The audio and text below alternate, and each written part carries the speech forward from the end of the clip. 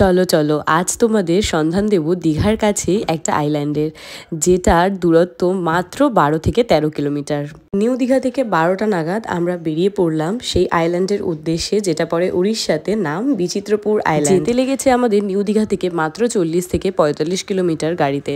পৌঁছেই এরকম একটা খোলা মাঠ, যেখানে তোমরা গাড়ি পার্কিং করতে পারবে, আর তার সামনেই রয়েছে টিকিট কাউন্টার, যেখান থেকে টিকিট কেটে বোটে করে যেতে হবে সেই আইল্যান্ডে। টিকিট কাটার পর তোমরা আশপাশটা ঘুরে দেখে নিতে পারো, কারণ তার আগে যাদের লাইন থাকবে তার জন্য তোমাদেরকে একটু তো ওয়েট করতেই হবে।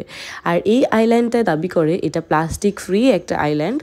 টিকিট কাউন্টারের পাশে এরকম একটা গ্রাম্য পরিবেশ, আর তার মধ্যে রয়েছে এরকম কয়েকটা বোট দাঁড় করানো, যেখানে কোনো জল কিন্তু নেই। আর এখানে রাস্তাটা পুরো সুন্দরবন একটা ভাইব দেবে, ম্যানগ্রোভ অরণ্যে ভর্তি।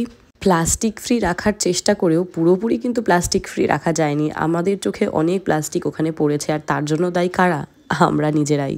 টিকিট কাটার পর আমাদের এই বোটের সামনে এসে ওয়েট করতে হয়েছে মোটামুটি 40 মিনিট মতন, কারণ আমাদের নাম্বার ছিল 33 অর 32, মনে পড়ছে না এখন ঠিক, আর তখন 29-30 এরকম চলছিল। বোটে করে যেতেও তোমাদের টাইম লাগবে 15-20 মিনিট। আর এইখানে দৃশ্যটা অপূর্ব। আর বোটে করে যাওয়ার সময় তো কিছু বলবারই নেই।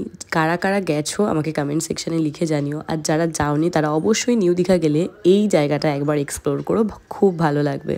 পৌঁছে গেলাম আমরা সেই বিচিত্রপুর আইল্যান্ডে, যেখানে রয়েছে প্রচুর ম্যানগ্রোভ গাছ, এইরকম বালি, অসাধারণ একটা জায়গা।